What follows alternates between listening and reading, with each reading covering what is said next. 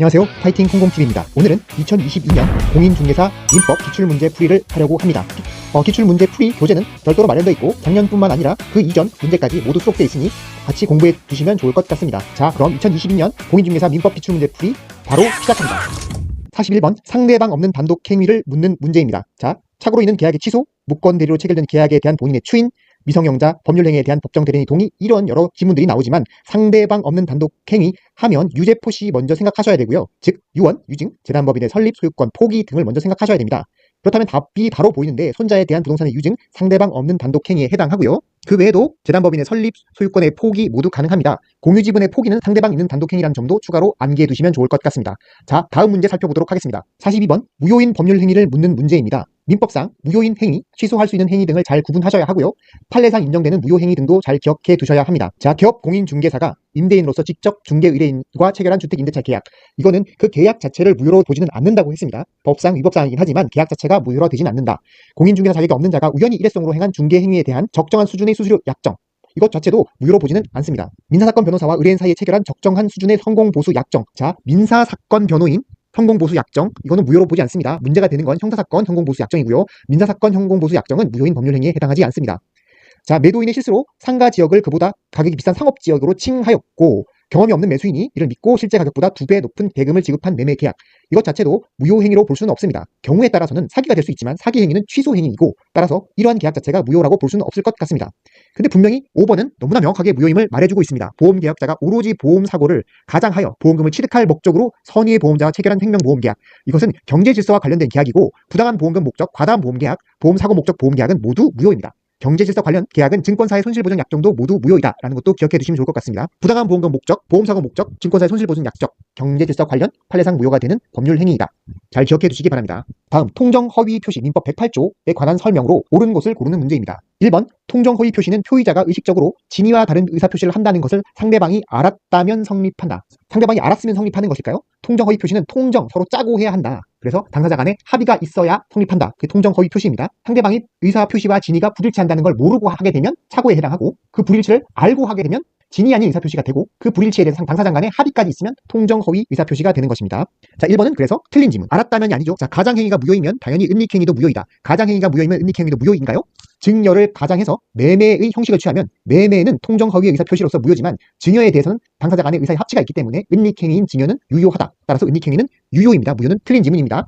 자, 대리인이 본인 몰래 대리권 범위 밖에서 상대방과 통정허위 의사표시를 한 경우 본인은 선의의 제3자로서 유효를 주장할 수 있나요? 통정허위 표시에 제3자, 선의의 제3자는 보호될 수 있지만 대리행위에 있어서 본인은 제3자에 해당하는지 해당하지 않죠? 유효를 주장할 수 없습니다. 상속인, 제3자를 위한 계약의 수익자, 대리행위의 본인 모두 보호되는 제3자가 아니다. 추심을 위해 채권을 양수한 자, 채권을 양수한 자는 통상 제3자가 되지만 추심을 위해 채권을 양수한 자는 종국적으로 채권을 양수한 것이 아니고 단지 추심을 위해서 잠깐 양수받는 자이기 때문에 보호받는 제3자가 아닙니다. 보호받는 제3자가 아닌 경우 잘 기억해 두시기 바랍니다.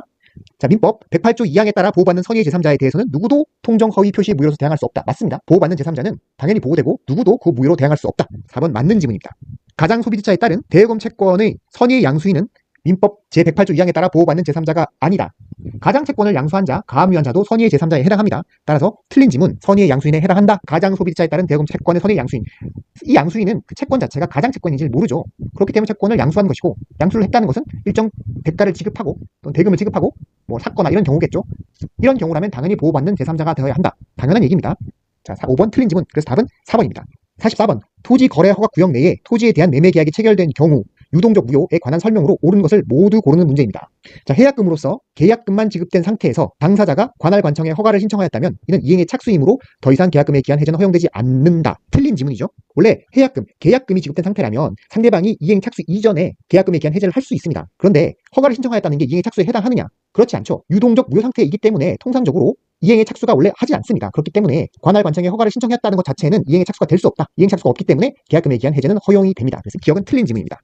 당사자 일방이 토지 거래 허가 신청 절차에 협력할 의무를 이행하지 않는다면 다른 일방은 이를 이행을 소구할 수 있다. 맞는 지문입니다.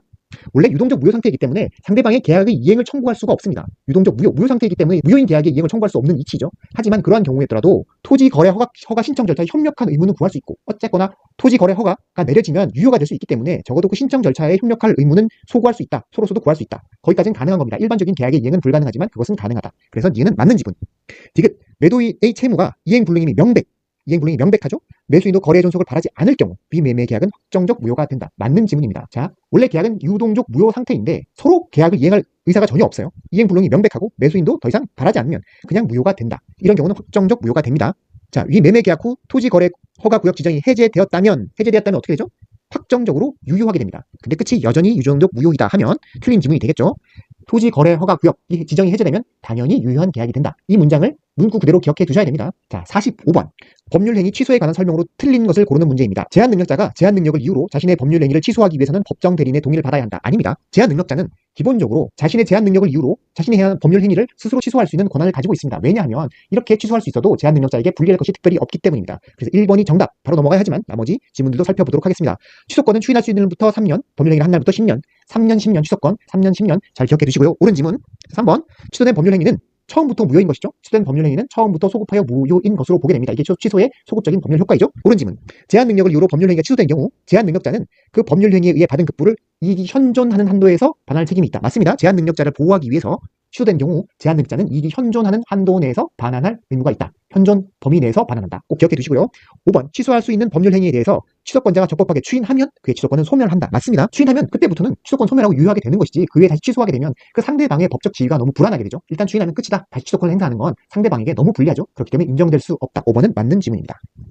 46번. 조건에 관한 설명으로 틀린 것은 조건 성취의 효력은 특별한 사정이 없는 한 소급하지 않는다. 맞죠? 조건의 효력은 조건이 성취되면 그 조건 자체는 그때부터 조건 성취의 효과가 발생하는 것입니다. 조건 성취의 효력이 소급하지는 않죠. 요거 잘 기억해 두시고요. 조건 성취는 성취한 그때 조건 성취의 효력이 발생한다. 자, 맞는 지문이고요. 해제 조건이 선량한 풍속, 기타 사회질서에 위반한 경우 특별한 사정이 없는 조건 없는 법률 행위가 된다. 틀린 지문이죠. 조건이 선량한 풍속, 기타 사회질서에 위반하게 되면은 법률 행위 자체가 전부 무효가 됩니다. 조건만 무효가 되어 조건 없는 법률 행위가 되는 것이 아니죠. 다만 기본 강의에서 말씀드린 선량한 풍속 이것이 아니라 조건이 불능인지, 정지조건이 불능인지, 기성조건인지 그에 따라서 법률 행위가 유효가 되고 아니면 조건 없는 법률 행위가 되고 요거는 다른 거죠. 이거는 조건 자체가 위반한 것일 때 기성 조건이다 불능 조건이다가 아닙니다. 그래서 헷갈리시면 안 되고 조건 자체가 선량한 풍속 기타 사회질서에 위반한 것일 때에는 조건 없는 법률 행위가 되는 것이 아니라 자체 전부가 무효가 된다. 자, 3번. 정지 조건과 이행기로서의 불확정 기한은 표시된 사실이 발생하지 않는 것으로 확정된 때에 채무를 이행하여야 하는지 여부로 구분할 수 있다. 자, 마치 정지 조건처럼 보이는 경우라 하더라도 그 조건이 달성이 불가능하게 됐을 경우 그럼에도 불구하고 이행을 해야 되는 경우가 있죠. 이럴 경우는 그건 정지 조건이 아니라 이행기로서의 불확정 기한이 붙은 것으로 본다. 그러니까 당연히 줘야 되는데, 그죠? 마치 조건이 더 이상 발생되지 않을 것처럼 보여서 안 주는 것처럼 정지 조건처럼 보여서 더 이상 안 줘도 되는 것처럼 보이지만 실제로는 줘야 하는 의무가 당연히 있는 경우에는 그런 경우는 불확정 기한이 붙은 이행기로서의 불확정 기한으로 본다라는 것이죠. 이 문구 그대로 기억해 두시고 반드시 채무를 이행해야 하면 기한이다 이렇게 생각하시면 돼요. 채무를 이행해야 하면 조건이 성취가 됐던지 아니면 성취되지 않을 것으로 확정이 되더라도 어떤 경우이라도 이행을 해야 하는 경우면 그것은 조건 비슷하게 표현이 되거나 조건으로 이름이 붙여져 있더라도 그것은 기한이다. 이행기로서의 불확정 기한이다.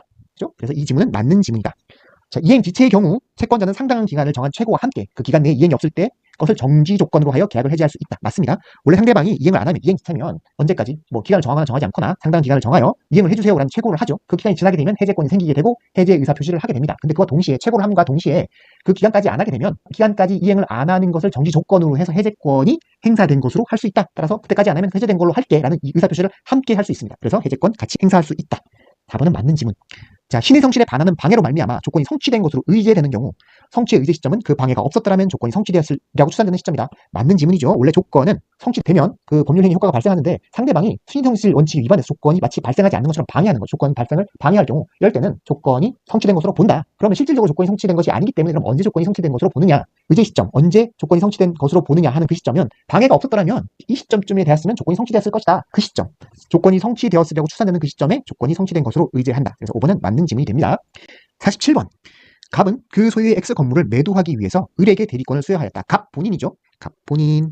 을 대리이죠. 대리인. 관할 설명으로 틀린 것은 을이 사망하면 특별한 사정이 없는 한 을의 상속인에게 대리권이 승계된다. 틀렸습니다. 대리권 소멸 원인, 대사, 본사, 성파 이런 거 대리인이나 본인이 사망하면 대리권은 소멸합니다. 기본적으로 대리권은 대리인에 대한 어떤 신뢰를 바탕으로 이루어지는 것이기 때문이죠. 대리인이 똑똑하고 일도 잘하기 때문에 대리권을 준 건데 대리인이 죽었다고 해서 누군지도 모르고 능력에 대해서 아무런 검증도 없고 믿음도 없는 그 아들이 대리권을 상속하면 안 되겠죠. 그래서 대리인이 사망하면 대리권은 당연히 소멸한다. 똑똑한 대리인과 개차반 아들 이렇게 생각하세요. 그렇기 때문에 대리권 상속이 되지 않는다. 1번은 틀린 지문.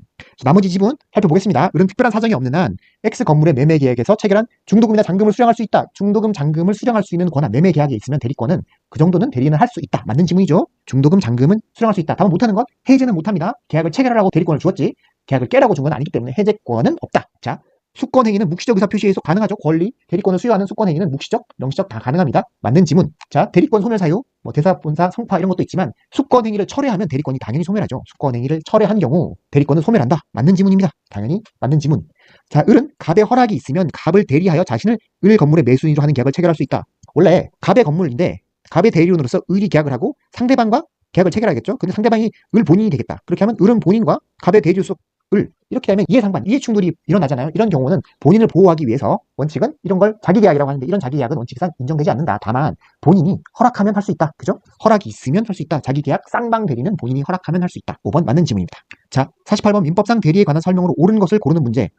1번 임의 대리인이 수인인 경우 대리인은 원칙적으로 공동 대리한다? 틀렸습니다. 대리 행위는 본인의 행위 반경을 넓혀주기 위한 것인데 대리인이 여러 명 있다고 해서 대리 행위를 할 때마다 모여서 회의하고 이렇게 되면 오히려 더 불편하죠. 대리인의 행동 반경을 오히려 좁혀주는 것이 된다. 대리 행위의 존재 목적에 반한다. 그래서 원칙적으로 각자 대리합니다. 각자 대리. 수인의 대리인이 있다면 각자 대리한다. 임의 대리인 수인 각자 대리. 1번은 틀린 지문이죠. 대리 행위 하자로 인한 취소권은 원칙적으로 대리인에게 기속한다. 아닙니다. 하자 행위 대리인을 중심으로 의사표시 하자가 있느냐를 따지는 경우는 많이 있지만 기본적으로 그런 경우 취소권은 본인이 가진다. 그죠? 취소권은 본인이 가진다. 대리인이 아닙니다. 틀린 지문. 3번 대리인을 통한 부동산 거래에서 상대방 앞으로 소유권 등기가 맞춰진 경우 대리권 유무에 대한 증명 책임은 대리 행위를 유효를 주장하는 상대방에게 있다. 원칙적으로 대리권이 있음을 주장하는 자가 대리권을 증명해야 합니다. 하지만 등기가 돼 있다. 등기가 있으면 등기의 추정력이라는 게 있어요. 가장 강한 추정력이죠. 그러면 그 추정력이 있으면 그 등기된 사람으로 소유권이 있는 걸로 추정되기도 하고 또 그 소유권이 이정되는 과정에서 제3자가 개입돼 있다면 즉 대리 행위가 있었다면 유효한 대리 행위에 의해서 그러한 행위가 이루어졌다라는 것도 추정이 됩니다. 즉 대리권도 추정이 된다. 등기가 있으면 등기의 추정력으로 인해서 등기 명의인의 소유권도 추정되지만 그 과정에서 대리인의 대리권도 추정이 된다. 그렇기 때문에 대리권이 없다고 주장하는 사람이 그 대리 행위가 무효를 주장해야 됩니다. 이 지문은 틀린 지문이죠. 대리권은 추정이 된다. 주장 증명해야 된다. 그죠? 자, 복대리인은 대리인이 자신의 이름으로 선임한 대리인의 대리인이다. 틀렸죠. 복대리인이 누구의 대리인이다? 본인의 대리인입니다. 복대리인도 대리인도 모두 본인의 대리인이다. 자, 5번 법정 대리인은 특별한 사정이 없는 한 그 책임으로 복대리인을 선임할 수 있다. 법정 대리인은 임의 대리인이 아니죠. 임의 대리인 같으면 본인이 그 사람의 능력을 믿고 대리권을 수여한 것이기 때문에 그 대리인이 복대리인을 선임하는 데 있어서 제한이 있어야 당연하겠지만 법정 대리인은 본인이 그 사람의 능력을 믿고 대리권을 수여한 게 아닙니다. 법상으로 대리권을 수여받은 자이기 때문에 그 사람은 그 책임의 범위 내에서 복대리인을 당연히 선임할 수 있습니다. 그로 인한 원칙상 모든 책임을 집니다. 다만 부득이한 사유로 선임했을 때 선임 감독사에게 책임을 진다. 여기까지 기억해 주시면 될 것 같습니다. 법정 대리인은 특별한 사정이 없는 한 그 책임으로 복대리인을 선임할 수 있다. 맞는 지문입니다. 49번 권한을 넘은 표현 대리에 관한 설명으로 옳은 것을 고르는 문제. 자, 기본 대리권이 처음부터 존재하지 않는 경우에도 표현 대리는 성립할 수 있다. 아닙니다. 권한을 넘은이잖아요. 그렇다면 기본 대리권이 있어야 한다. 기본 대리권 존재는 권한을 넘은 표현 대리에 있어서 성립 요건이죠. 기본 대리권이 존재해야 된다. 그 기본 대리권이 어쨌거나 처음부터 완전한 기본 대리권이든지 아니면 어떤 다른 외형에 의해서 인정을 받은 대리권이든지 어떤 형식으로든 대리권이 있긴 있어야 된다. 기본 대리권을 넓게 인정하지만 기본 대리권이 없이는 권한을 넘은 표현 대리는 인정되지 않는다. 자, 1번은 틀린 지문이죠. 복인권이 없는 대리인이 선임한 복대리인의 권한은 기본 대리권이 될 수 없다.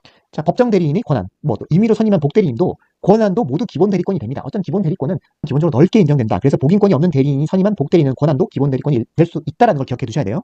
기본 대리권은 반드시 필요하지만 그래서 없으면 안 되지만 넓게 인정된다. 넓게 인정된다. 자, 3번 대리인과 강행 규정을 위반하여 무효인 경우에도 표현 대리는 성립할 수 있다. 아니죠. 강행 규정이 되면 표현 대리 인정 안 합니다. 강행 규정 가장 강력한 것이기 때문에 강행 규정 위반은 무효가 된다. 표현 대리권이 성립되도록 인정되지 않는다. 기본적으로 본인이 직접 한 경우에도 강행 규정 위반인 경우는 무효잖아요. 대리인이 한 경우는 당연히 무효인 거고, 그죠? 그래서 표현 대리가 있더라도 당연히 무효인 거죠. 자, 법정 대리권을 기본 대리권으로 하는 표현 대리 성립할 수 없다? 틀렸죠. 있습니다. 기본 대리권 넓게 인정된다. 법정 대리권도 인정된다. 자, 상대방이 대리인에게 대리권이 있다고 믿을 만한 정당한 이유가 있는지 여부는 대리행위 당시를 기준으로 판정한다. 맞습니다. 표현 대리 성립하기 위해서는 상대방이 대리권이 있다고 믿을 만한 정당한 사유가 있어야 되는데요. 그때는 대리행위 당시를 기준으로 판단할 수밖에 없죠. 차후에 알았다, 몰랐다. 그거는 표현 대리 성립에 있어서 고려 요소가 아닙니다. 대리행위 당시를 기준으로 판정한다. 답은 5번. 대리권 없는 갑은 을 소유의 X 부동산에 대해서 을을 대리하여 병과 매매 계약을 체결하였고 병은 갑이 무권 대리인이라는 사실에 대해서 선의 무과실이었다. 설명으로 틀린 것을 고르는 문제죠. 갑은 기본적으로 대리권이 없습니다. 무권 대리인인 거죠. 무권 대리인. 자, 병이 을에 대해서 본인에게 상당한 기간을 정하여 추인 여부를 최고하였으나 을이 확답을 하지 않은 것. 이때는 추인한 것으로 본다. 추인한 것으로 보나요? 아니죠. 추인을 거절한 것으로 봅니다. 자, 상대방은 선이든 무과실이든 악이든 추인 여부를 최고할 수는 있어요. 몰라도 물어볼 수는 있죠. 그러나 본인이 추인을 하거나 거기에 대해서 대답할 의무 자체는 없어요. 내 땅인데 갑자기 옆집 아저씨가 다른 사람이랑 계약을 해가지고 그 다른 사람이 나한테 와가지고 추인할래? 나는 그냥 무시하면 되는 거예요. 내가 아무 말 안 했다고 해서 추인한 것이 되면 불합리하죠. 당연히 1번은 틀린 지문입니다. 본인 추인 여부를 답하거나 그에 대한 응할 의무가 1도 없어요. 그렇기 때문에 그냥 무시해도 된다. 추인한 것으로 보면 안 된다. 추인을 거절한 것으로 보게 됩니다. 자, 나머지 지문도 한번 살펴보도록 하겠습니다. 의리갑에 대해서만 추인의 의사표시를 하였더라도 추인의 의사표시는 상대방이 할 수도 있고 무권 대리인에게도 모두 할 수 있죠. 근데 어쨌건 추인의 의사표시를 하게 되면 병은 그 추인을 원형할 수 있어요. 뭐 추인했잖아 이렇게 주장할 수 있는 거죠. 옳은 지문이 되는 거고. 자, 의리갑에게 매매 계약을 추인하더라도 그 사실을 알지 못하고 있는 병은 매매 계약을 철회할 수 있다. 무권 대리의 상대방은 매매 계약을 언제든 철회할 수 있는 권한이 있습니다. 이 권한 당연히 있고 적어도 자기가 추인을 했는지는 모르는 상태에서는 철회를 할 수 있는 권한이 유효한 것이죠. 그래서 3번 맞는 지문. 자, 의리 병에 대해서 추인하면 추인했죠. 특별한 사정이 없는 추인은 매매 계약 체결 시에 소급하여 그 효력이 생긴다. 무권 대리인의 추인은 효과가 소급하여 생깁니다. 그것이 오히려 당사자의 의사에 맞겠죠. 그래서 맞다. 자, 의리 병에게 추인을 거절했다. 자, 의리 제한 능력자가 아니라면 갑은 병의 선택에 따라 계약을 이행할 책임 또는 손해를 배상할 책임이 있다. 그죠? 무권 대리인은 책임이 있잖아요. 그래서 추인을 거절해서 추인 거절이 되면 갑은 책임을 진다. 병의 선택에 따라서 계약을 이행할 책임 또는 손해 배상할 책임이 있다. 맞는 지문이죠. 무권 대리인의 책임에 관한 문제입니다. 자, 다음 51번 물권에 관한 문제네요. 볼까요? 점유할 수 있는 물권. 일단 물권이 아닌 게 뭐가 있죠? 용익, 담보물권, 어쨌거나 물권인 건 전세 지상 저당권은 물권입니다. 임차권은 물권이 아니죠. 임차 목적물로 사용할 수 있는 채권에 해당합니다. 채권. 그래서 리얼은 아니다. 일단 리얼은 아니다. 물권이 아니죠. 일단. 그렇다면 점유할 수 있는 건 전세권 당연히 점유하죠. 전세 생각하시면 지상권도 점유하면서 사용하는 권리입니다. 전세권, 지상권은 모두 용익 물권 쓰는 권리, 그죠? 그 중에서 점유하면 쓸 수 있는 권리, 점유하면 쓰는 권리, 전세권, 지상권이다. 저당권은 점유하지 않죠. 담보물권은 기본적으로 점유해서 용익하는 권리가 아닙니다. 점유할 수 있는 점유권이 있지만, 뭐 유치권 같은 게 있지만 담보물권도 용익해서 사용하는 권리는 원래 아닌 거죠. 저당권은 더군다나 담보물권으로서 사용 수익을 하지 않습니다. 점유를 하지 않고 담보적 가치만을 가지는 권리다. 저당권도 아니다. 답은 기업과 니은이긴요. 2번입니다. 52번 점유에 관한 설명으로 옳은 것 고르는 문제. 자, 제3자가 직접 점유자의 점유를 방해하는 경우 특별한 사정이 없는 한 간접 점유자에게는 점유권에 기한 방해배제 청구권이 인정되지 않는다. 아니죠. 간접 점유자도 점유권에 기한 방해배제 청구권이 인정됩니다. 다만 간접 점유자는 직접 점유하지 않기 때문에 자신에게 돌려달라고는 할 수 없지만 그렇다고 점유권에 기한 방해배제 청구권이 인정되지 않는 것은 아니다. 당연히 인정된다. 틀린 지문입니다. 취득시효 요건인 점유에는 간접 점유가 포함되지 않는다. 아닙니다. 취득시효 요건에는 간접 점유도 포함합니다. 오히려 직접 점유자는 타주 점유하는 경우가 많죠. 간접 점유자가 소유 의사로서 자주 점유 경우하는 경우가 오히려 더 많습니다. 따라서 취득시효 요건에는 당연히 간접 점유도 포함한다. 넓게 인정된다. 이번 틀린 지문. 3번 소유권의 취득시효를 주장하는 점유자는 특별한 사정이 없는 한 자신의 점유가 자주점유에 해당함을 증명하여야 한다. 아닙니다. 자주점유는 추정됩니다. 자주점유는 추정된다. 그렇기 때문에 그 번복이 쉽지가 않죠. 자주점유는 추정되기 때문에 번복이 쉽지가 않다. 어떨 때 번복이 되느냐. 진정한 소유자가 점유자에게 소유권 이전 등기 말소 청구를 해서 점유자가 졌다. 이때 되면 폐서 확정 시부터 타주점유로 전환되는 것이지 그 전까지는 자주점유로 추정이 된다. 그래서 3번은 틀린 지문. 선의의 점유자가 본권에 관한 소에 패소한 경우 그자는 패소 확정 때부터 악의의 점유자가 된다? 아닙니다. 선의가 악의 점유로 변경되는 것은 본권에 관한 소에서 패소했을 때는 소재기 시부터 악의를 보죠. 소재기 시부터 악의. 그죠? 패소 확정 때부터 바뀌는 것은 3번 지문과 관련된 자주점유의 번복이죠. 진정한 소유자가 점유자에게 소유전 이전 등기 말소 청구를 해서 점유자가 패소한 경우 패소 확정 시부터 타주점유로 전환된다. 이것과 그죠?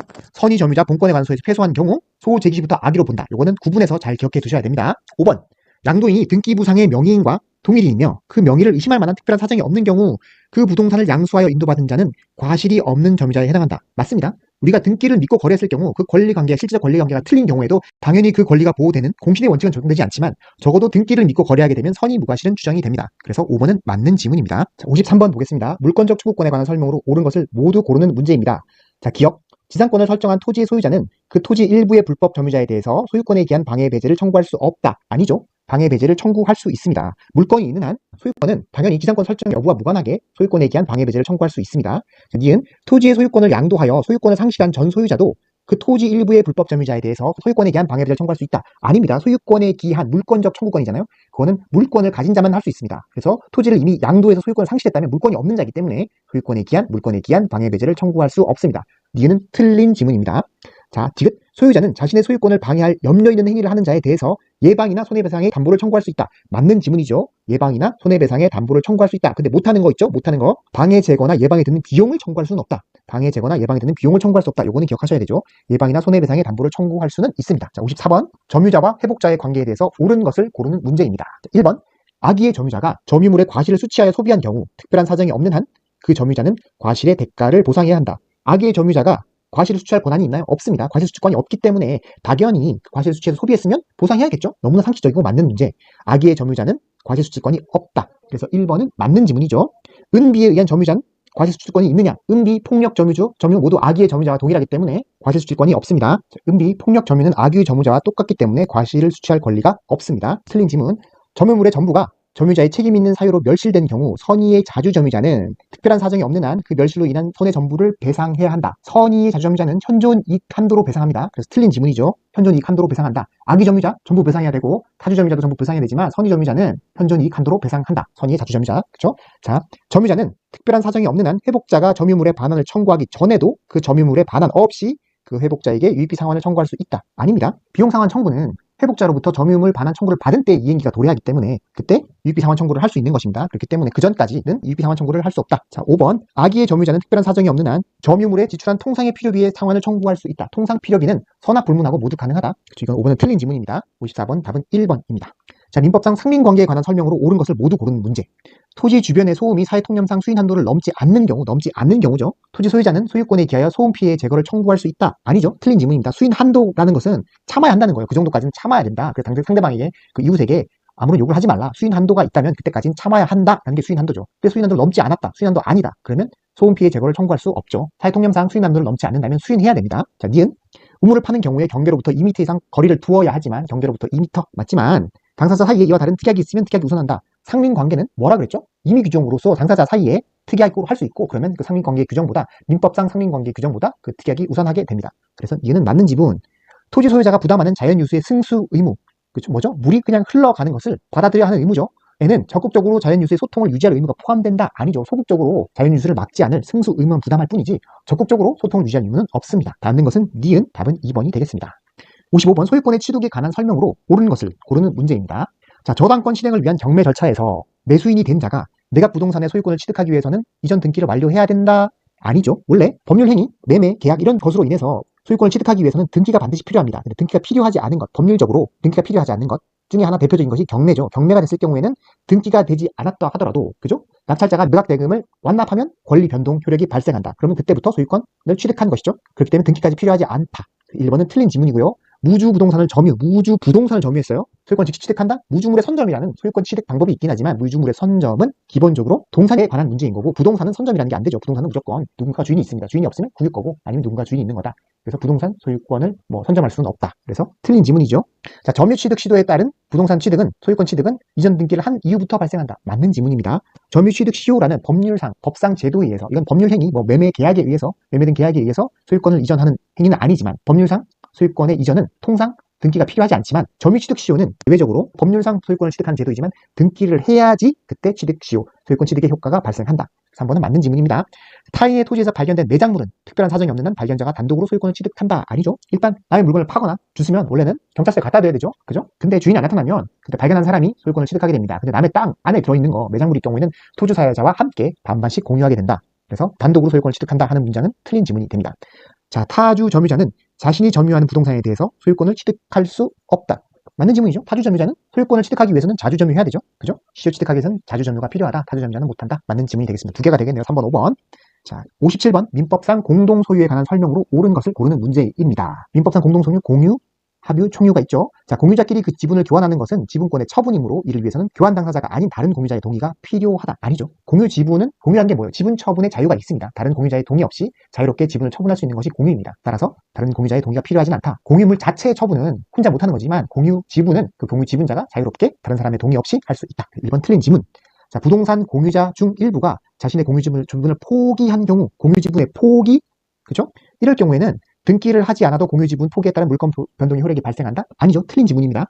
공유 지분의 포기는 의사표시에 의한 거잖아요. 의사표시에 의한 것, 법률 행위에 의한 것은 기본적으로 뭐죠? 등기를 해야 효력이 발생한다. 등기해야 효력 발생한다. 틀린 지문. 따라서 당연히 물권 변동 효력이 바로 발생하는 것은 틀린 지문이고요. 자, 합의자 중 1위는 다른 합의자의 동의 없이 자신의 지분을 단독으로 제3자에게 유효하게 매도할 수 있다. 아니죠. 합의는 원칙적으로 조합의 공유 형태입니다. 조합의 공동소유 형태죠. 조합이라는 것은 마음 맞는 사람들끼리 어떤 사업을 운영하기 위한 경우가 많기 때문에 조합의 구성원들이 그 개개인의 특성이 매우 중요하죠. 마음 맞는 사람들끼리, 합의 잘 맞는 사람들끼리, 케미가 잘 맞는 사람들끼리 하는 게 조합이에요. 그렇기 때문에 합의 지분을 자유롭게 이전해가지고 전혀 생뚱맞게 모르는 사람이 들어오면 그 조합을 통한 새로운 사업 자체에 영향을 줄 수 있기 때문에 자유롭게 지분 처분을 못하도록 묶어두는 것이죠.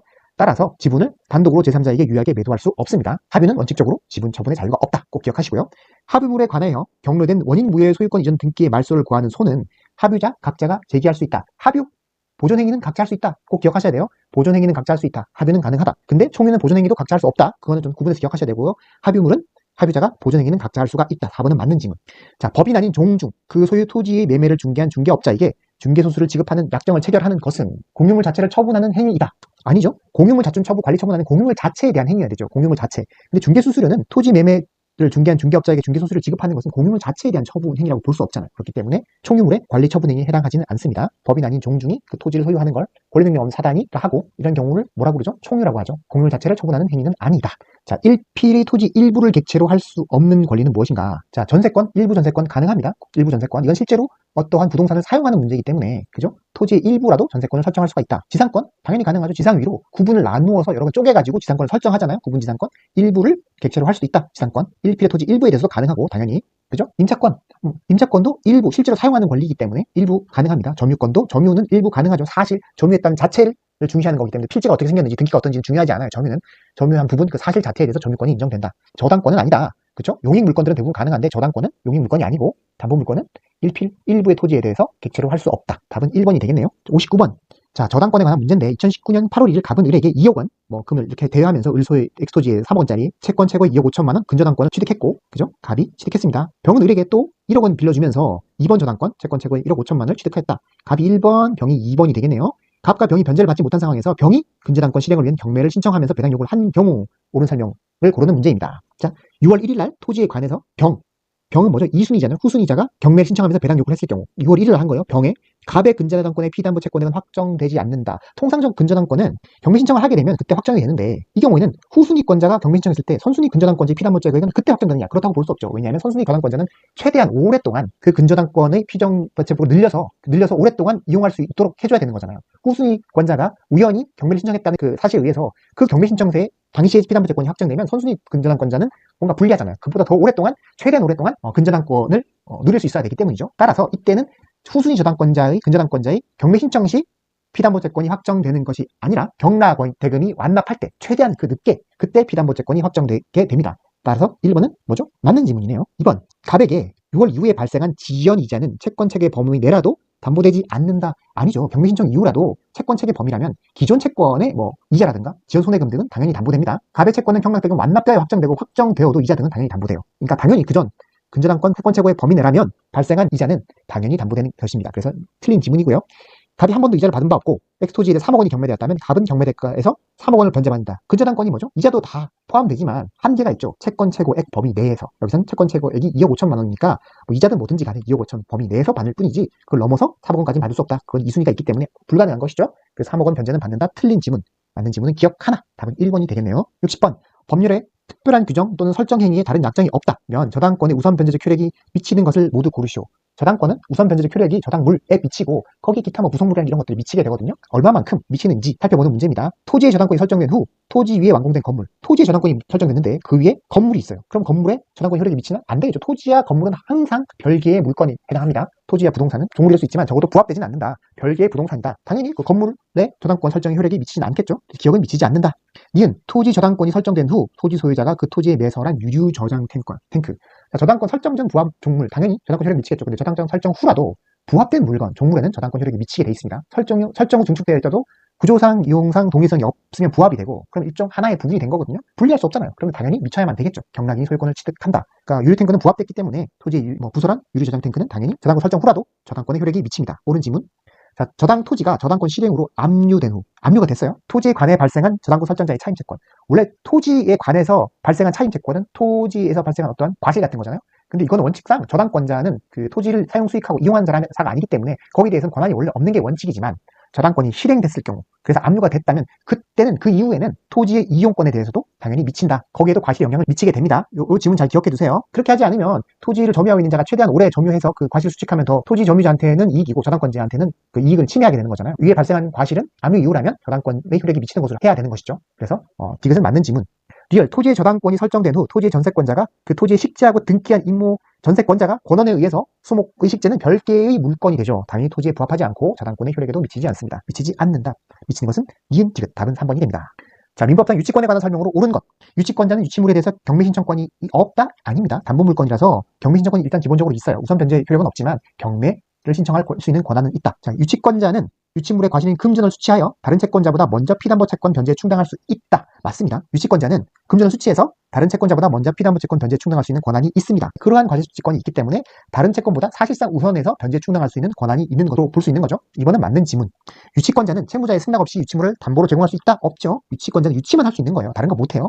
승낙 없이 사용도 못하고 대여, 담보 다 못합니다. 만약 승낙 없이 이런 걸 하게 되면 유치권 소멸 청구 가능하죠. 채무자가. 그러니까 유치권자는 원칙적으로 유치만 할 수 있다. 4번. 채권자가 채무자를 직접 점유하여 간접 점유하는 경우에 유치권 성립한다? 아니죠. 원래 간접 점유를 해도 유치권 성립할 수 있지만 채무자가 직접 점유하고 있으면 내가 직접 점유해가지고 안 돌려준다 이런 주장을 하는 것이 아무 의미가 없잖아요. 채무자 이미 갖고 가 있는데. 그렇기 때문에 채무자가 직접 점유하는 간접 점유에 있을 때는 유치권이 성립하지 않습니다. 그래서 4번은 틀린 지문. 유치권자는 유치물에 관하여 지출한 필요비를 소유자에게 상환 청구할 수 없다? 아니죠. 유치권자도 비용 상환 청구권이 있기 때문에 5번은 틀린 지문입니다. 62번. 갑에게 법정지상권 또는 간습법상 법정지상권이 인정되는 경우를 모두 고르시오. 라는 문제죠. 자, 을 소유 토지 위에 의뢰 승낙을 얻어 신축한 병소유의 건물, 병소유 건물이죠. 근데 갑이 병소유의 건물을 매수했다. 이때 관습법상 법정지상권이 성립하는가요? 아니죠. 토지와 건물의 소유자가 일단 같아야 성립하는 건데 한 번도 같은 적이 없어요. 성립하지 않겠죠. 그죠? 기억은 성립하지 않는다. 을소유 토지 위에 갑과 을이 건물을 공유하면서 을소유 토지 위에 갑과 을이 건물을 공유하면서 토지에만 저당권을 설정했다가 그 저당권 실행을 경매로 병이 토지 소유권을 획득한 경우, 일단 기본적으로 같은 소유자에게 속했다가 경매로 인해서 소유자가 달라지는 거잖아요. 근데 한 건물이 공유된 경우에도 같은 소유자로 있었던 것으로 봐준다. 그렇기 때문에 건물을 공유한 자 중 1인이 토지 소유자인 경우에도 인정이 됩니다. 마치 토지 건물의 소유자가 동일인 것으로 봐주는 것처럼 되는 것이죠. 그래서 이번 경우엔 니은은 인정된다. 갑이 을로부터 을 소유의 미등기 건물과 대지를 함께 매수하고, 자, 갑이 을로부터 대지와 건물을 함께 매수했어요. 근데 대지에 관해서만 이전 등기를 한 후 건물에 대한 등기 전 설정된 저당권에 의해 대지가 경매되어 병이 토지권을 취득했다. 이런 경우 인정되지 않습니다. 토지와 건물이 동일 소유자에 속했다가 소유자가 달라지는 경우 법정지상권, 관습법정 법정지상권 뭐 여러가지 성립하지만 일괄 매매하면 일단 성립 안 한다. 그렇게 기억해 두세요. 일괄 매매 시 등기하면 성립하지 않는다. 일괄 매매하면 일단 성립하지 않는다. 이렇게 기억해 주시면 좋을 것 같아요. 답은 2번입니다. 지역권에 관한 문제입니다. 옳은 것을 고르는 문제. 지역권. 요역지는 한 필의 토지 일부라도 무방하다. 아니죠. 한 필의 토지 일부라도 무방한 것은 승역지입니다. 그러니까 내 땅이 있고 그 옆에 남의 땅을 써야 될 때 남의 땅은 그러니까 승역지죠. 일부, 한 토지의 일부, 그 땅에 내가 필요한 만큼만 쓰면 되지 그 땅 전부를 쓸 필요는 없잖아요. 그러니까 한 필의 토지 일부라도 쓰면 되는 거기 때문에 요역지는 1필의 토지에만 하고 승역지는 1필의 토지 일부라도 무방하다. 1번 틀린 지문.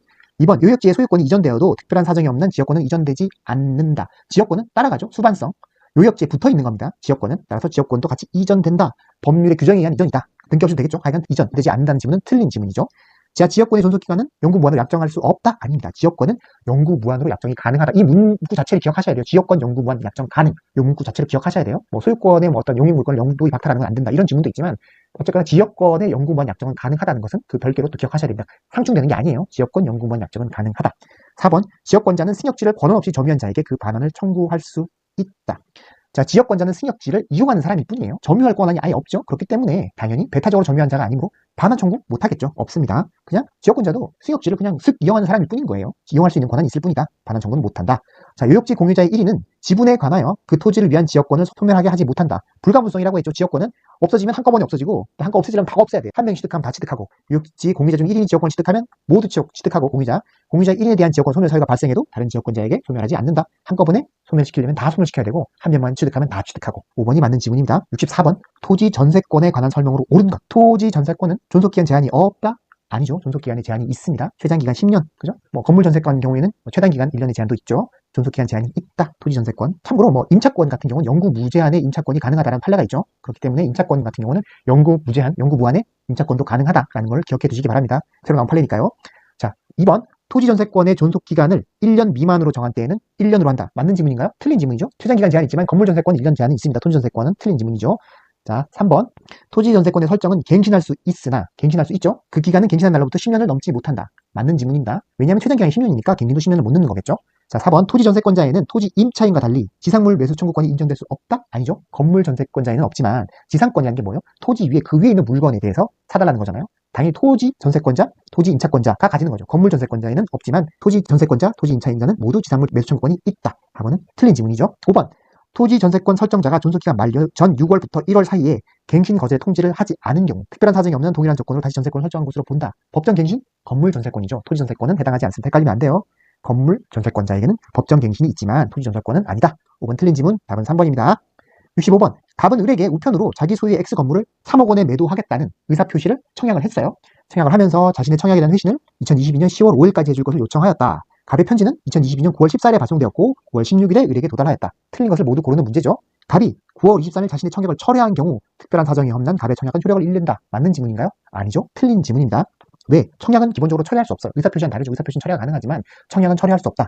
계약의 청약은 철회할 수 없다. 청약의 효력은 효력을 잃는다. 그래서 지금 틀린 지문. 자, 을이 2022년 9월 20일 갑에게 승낙의 토지를 발송했고 이 9월 22일 갑에게 도달한 경우 20일 날 발송 22일 날 갑에게 도달한 경우 갑과 을의 계약은 9월 22일에 성립한다. 원래는 의사표시는 도달해야 효력이 발생하는 거지만 격지자 간 떨어진 경우 멀리 떨어져 있는 사람 간에는 승낙은 통지를 발송한 시점에 발생하게 되는 거죠. 효력이 성립한다. 그래서 틀린 지문. 발송 시점인 9월 20일 승낙의 의사표시는 통지를 발송한 시점에 성립하게 됩니다. 자, 디귿.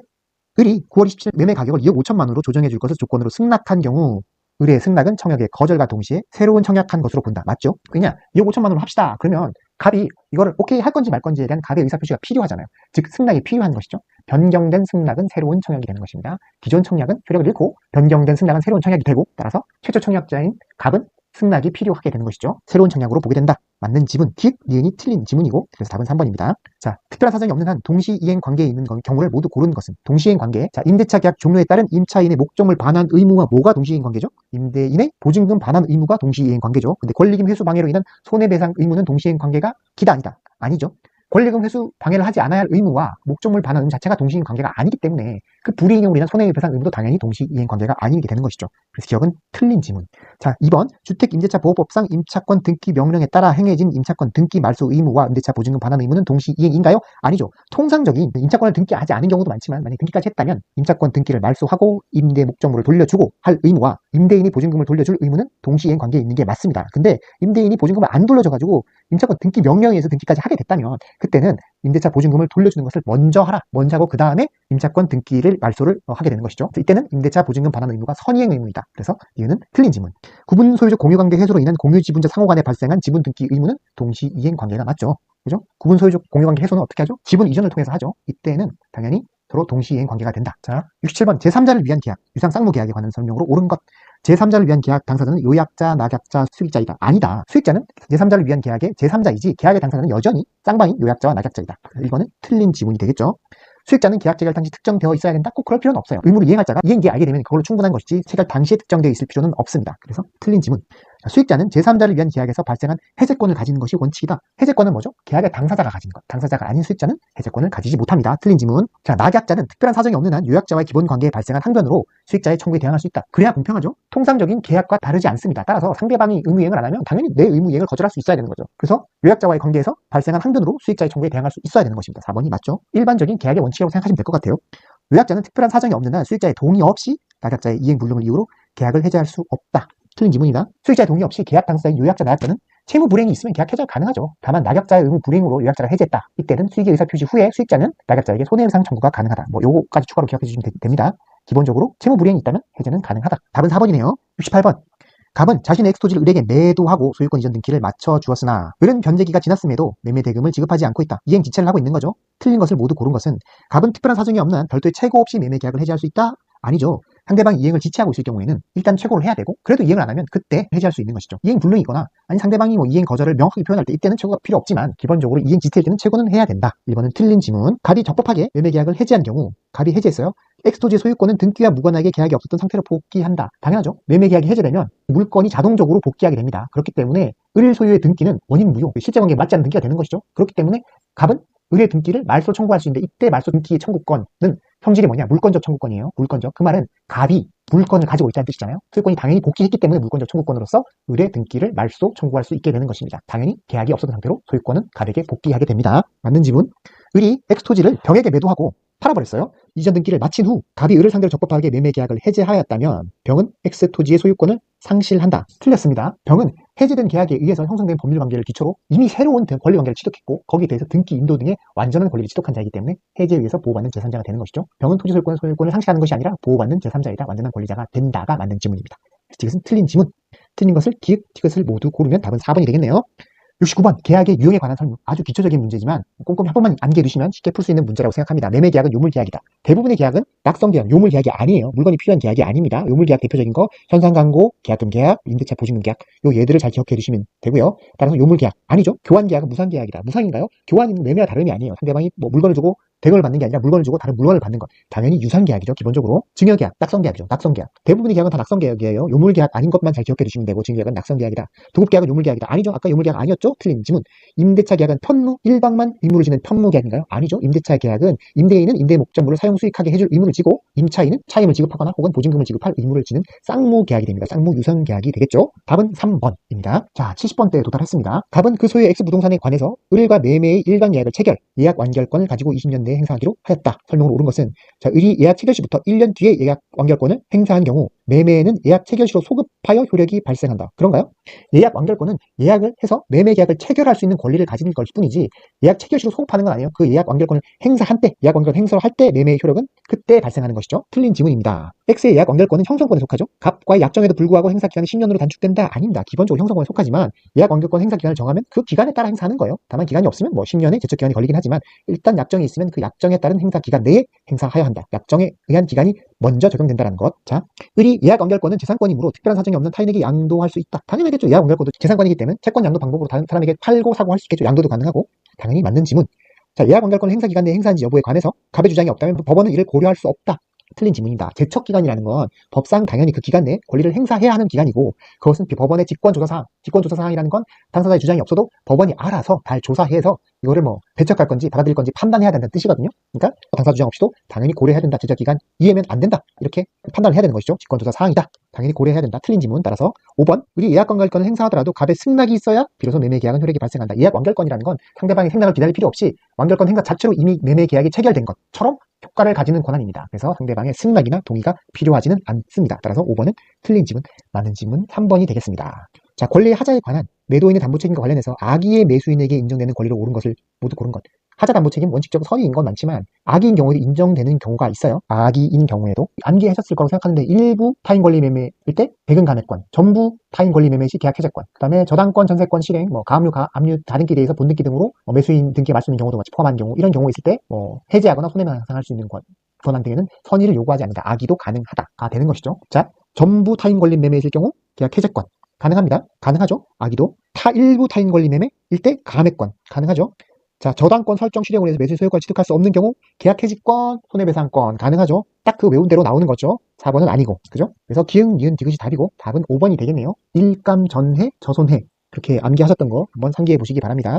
72번 환매에 관한 설명으로 틀린 것 고르는 문제. 환매 특약은 매매와 동시에 이루어져야 합니다. 당연하죠. 환매 특약이에요. 환매 특약이 정의가 매매와 동시에 이루어지는 것을 조건으로 하고 있어요. 당연히 맞는 지문. 특약과 동시에 이루어지지 않으면 이게 일종의 매매 예약은 될 수 있지만 환매 특약은 아니다. 환매 특약은 동시에 이루어져야 한다. 기억해 두시고요. 매매 계약이 취소돼 효력을 상실하면 부수하는 환매 특약도 효력을 상실한다. 그래야 맞겠죠. 매매 계약이 없어져 버렸는데 다시 사오는 게 의미가 뭐가 있겠어요. 이미 돌아가 버렸잖아요. 효력을 상실한다. 맞는 지문. 환매 시 목적물의 과실과 대금의 이자는 특별한 사정이 없는 한 이를 상기한 것으로 본다. 맞습니다. 환매하기 전까지는 각자 대금을 받았고 그 산 부동산에 대해서 사용수익을 하고 있었겠죠. 그렇기 때문에 사용수익에 따른 과실, 지급한 대금의 이자 그건 이미 퉁쳐서 없어버리고 환매권이 행사되면 그냥 물건을 돌려주고 대금을 주고 받는 걸로 깔끔하게 마무리하자. 따라서 특별한 사정이 없는 상기한 것으로 본다. 맞는 지문입니다. 환매 기간이 정해져 있지 않다면 그 기간은 통상 5년으로 보죠. 기간은 5년으로 한다.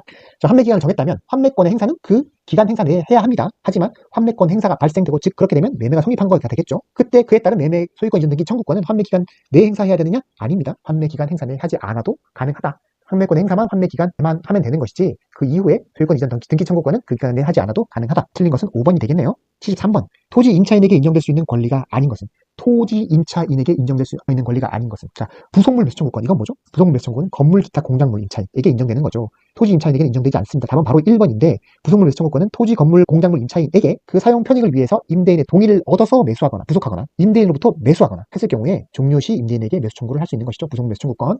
자, 유익비상환 청구권, 지상물 필요비상환권 다 가능하겠죠. 1번이 아니다. 자, 74번 건물 임대차 계약상 보증금에 관한 설명으로 틀린 것을 고르는 문제입니다. 임대차 계약에서 보증금을 지급하였다는 사실에 대한 증명 책임은 임차인이 부담한다. 당연하겠죠.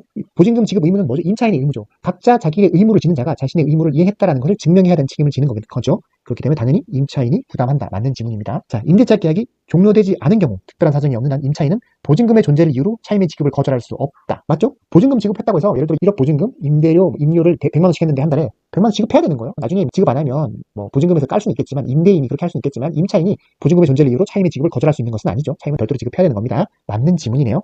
임대차 종료 후 보증금이 반환되지 않고 있는 한 임차인의 목적물에 대한 점유는 적법 점유. 맞습니다. 점유할 수 있도록 해줘야겠죠. 보증금 받을 때까지. 그렇지만 임차인이 목적물을 계속 사용 수익하게 되면 이 부당이득 반환 의무는 발생하지 않는다? 아니죠. 사용 수익한 거에 대한 부당이득 반환 의무는 발생한다. 점유는 적법 점유이지만 장가놓고 안 쓰면 되겠지만 쓰게 되면 어쨌거나 거기에 대한 부당이득 반환 의무는 발생한다. 틀린 건 디귿, 답은 3번입니다.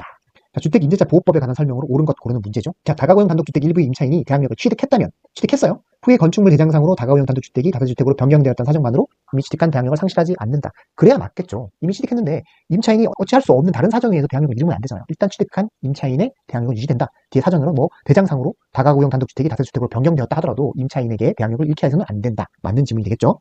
자, 우선 변제권이 있는 임차인은 임차주택과 별도로 그 대지만이 경매될 경우 특별한 사정이 없는 한 대지의 환가대금에 대해서 우선 변제권을 행사할 수 있다. 맞습니다. 대지를 포함한 임차주택 환가대금에서 우선 변제를 받을 수 있는 권한이 있습니다. 대지만 경매된 경우에도 받을 수 있다. 일종의 법정 담보 물건이다. 조건이 있겠죠. 임대차 성립 시 임대인이 소유면 되고 이후에 타인에게 양도돼도 그 영향을 받지 않는다. 어쨌거나 토지에 대한 우선 변제권도 가지게 된다. 맞는 질문. 임차인이 대항력을 가진 후 대항력 가졌어요. 임차주택의 소유권이 양도되었어요. 양수인이 임대차 보증금 반환 채무를 부담하게 되었죠. 여기까지 끝났어요. 임차인이 주민등록을 이전하면 양수인이 부담하는 임대차 보증금 반환 채무는 소멸하게 되나요? 소멸하진 않죠. 예를 들어 나중에 임대 목적의 양수인은 임차자 관계를 승계하잖아요. 승계를 했고 임차인이 대항력을 잃을 수 있죠. 대항력을 잃는 것이지 이미 승계된 임대차 관계에서 채권 채무가 사라지는 건 아니잖아요.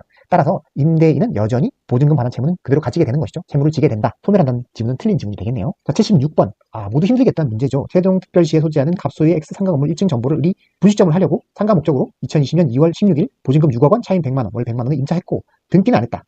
설명으로 옳은 것을 모두 고르는 문제. 자, 점포를 인도받은 날에 사업자 등록을 신청한 경우 그 2일 다음날 대항력이 생긴다. 상가 임대차인 경우 대항력은 인도하고 사업자 등록을 하면 그 2일 생기는 것이죠. 맞는 지문이죠. 자, 대항력권을 갖춘 후 임대차 계약서에 확정일자를 받았다. 그럼 보통 이런 경우는 뭐죠? 우선 변제권을 가지는데 어떤 경우에는 우선 변제권을 가지지 않는 경우가 있어요. 언제 배제되죠? 보증금이 너무 큰 금액이면 배제되는 거죠. 보통 서울이 나오는데 작년에 세종이 나왔어요. 이런 경우까지 알아야 되느냐? 거기에 대해서는 좀 문제의 소지가 있을 수 있지만 법상 어차피 이렇게 돼 있으니까 그러면 얼마냐? 세종시의 경우는 5억 4천만 원이에요. 여긴 6억이죠. 이미 넘어가 버렸죠. 차임도 월 100만 원 있고. 따라서 상가 임대차 보호법상 특정 조항 우선 변제권 규정은 적용이 되지 않는다. 그래서 우선 보증금을 변제받을 권리가 있다 없다 없습니다. 우기등차 기억하시죠?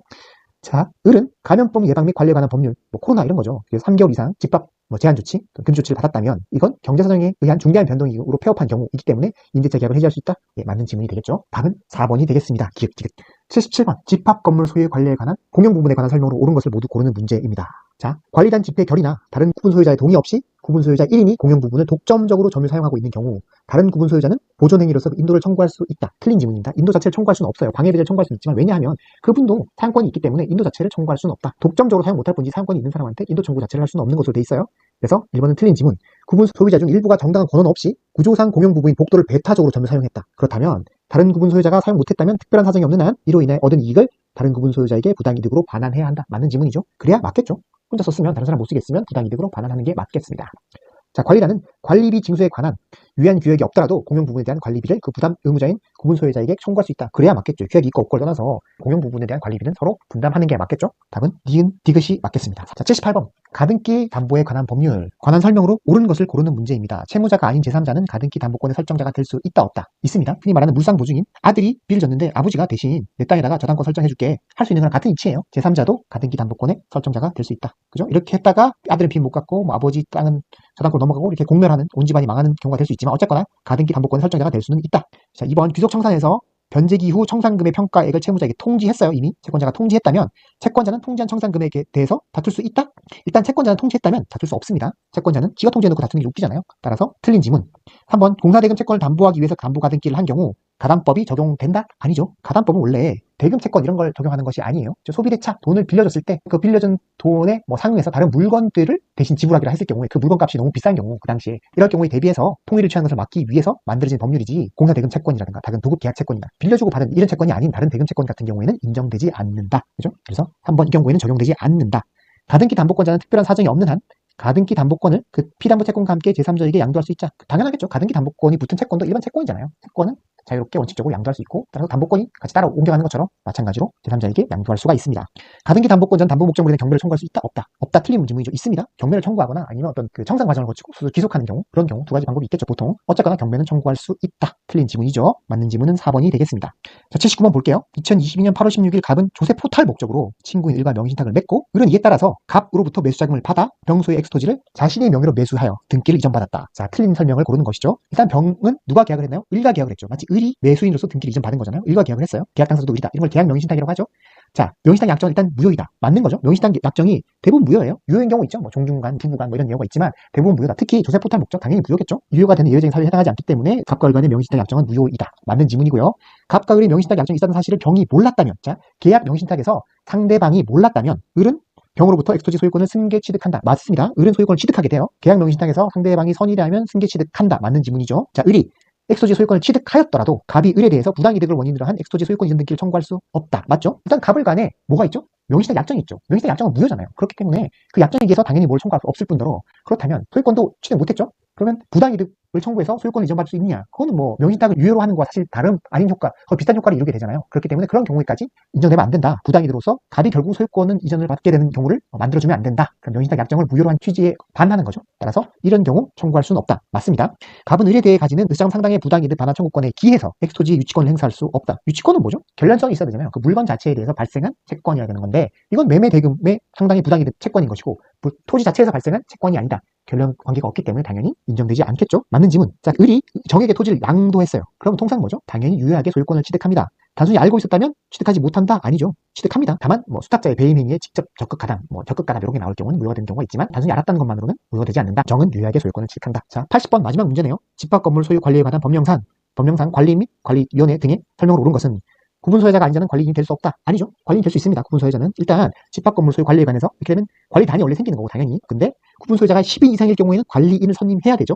10인 이상이면 관리인을 선임해야 된다. 이게 의무사항이에요. 원래 관리단은 당연히 생기는 거지만 10인 이상이 있으면 관리인을 선임해야 되고 그런 경우에 관리위원회를 둘 수도 있어요. 근데 관리위원회가 있을 경우에는 뭐죠? 관리인이 어떤 행위에 대해서 관리위원회에 결의를 요하거나 승인을 받는 거 이런 과정이 필요한 거죠. 그 논리를 쭉 이해가면 다음 문장도 쉽게 이해할 수 있죠. 관리위원회를 둔 경우 구약에서 달리 정한 바가 없다면 관리인은 공용부문의 보존행위를 함에 있어 관리위원회 결의를 요하지 않는다. 아니죠. 관리인 마음대로 못하고 관리단의 어떤 결의를 받아라 이런 취지거든요. 그렇기 때문에 보존행위라도 관리위원회의 결의를 필요로 한다. 근데 관리인은 구분소유자가 아닌 사람이라고 할 수 있잖아요. 관리인 많이 보면 구분소유자 아닌 사람이라도 많이 들어와 있죠. 실질적으로 아파트 관리. 자, 규약에서 달리 정한 바가 없다면 관리인은 관리위원회의 위원이 될 수 있다. 될 수 있나요? 원래 될 수 없도록 하는 것이 더 원칙으로 하는 것이 바람직하겠죠. 왜냐하면 관리위원회의 어떤 견제를 받는 것이 적절하잖아요. 근데 관리인이 관리위원회에 들어가서 관리위원회를 장악해버리면 견제를 할 수 있는 그 기능이 방해를 받잖아요.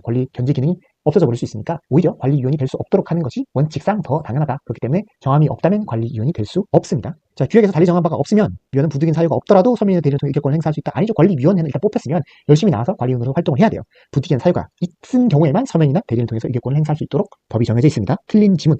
80번은 2번이 맞는 지문이 되겠네요. 그리고 그 집합관리법상에 약간 변경사항이 있긴 한데 크게 중요한 문제는 아닌 것 같은데 예를 들어 공용부분의 변경이라든가 원래 뭐 5분의 4 또는 5분의 4, 5분의 4 기억하시죠? 그런 게 있을 때 3분의 2로 변경되는 3분의 2, 3분의 2 이렇게 변경되는 내용들이 좀 완화된 부분이 있습니다. 콘도미니엄 같은 경우, 휴양시설 콘도미니엄 같은 경우 뭐 변경된 부분이 있다. 다 3분의 2, 3분의 2로 변경되었다. 콘도미니엄 같은 경우 이 정도 한번 기억해 두시고 뭐 그렇게 하시면 될 것 같아요. 일단 변경사항이 있으니까 그 부분에 대해서 한번 말씀을 드리고요. 자, 오늘 기출문제에 대해서 풀이를 진행해 봤고요. 또 기출문제 풀이집에 다른 연도에 대한 기출문제 풀이도 잘 수록해 놨으니까 같이 공부하시면 많은 도움이 될 거라고 생각합니다. 다음에 더욱더 좋은 내용으로 찾아뵙도록 하겠습니다.